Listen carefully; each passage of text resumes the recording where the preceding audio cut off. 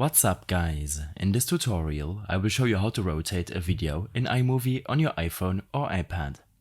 This should be quite an easy tutorial. For more information, click on the first link in the description below. While working on a project with iMovie, make sure to select the video which should be rotated. You can then proceed to use two fingers and turn them 90 degrees to change the rotation of the video. This will in any case change the zoom or aspect ratio of your video footage.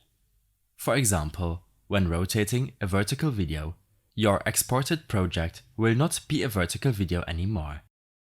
Make sure to keep the video in your timeline selected, and you can then proceed to tap on this magnifying glass icon.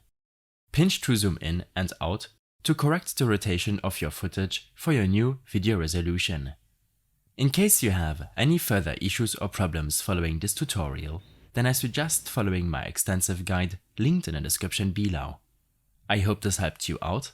Leave a comment if you have any questions, and see you in the next one.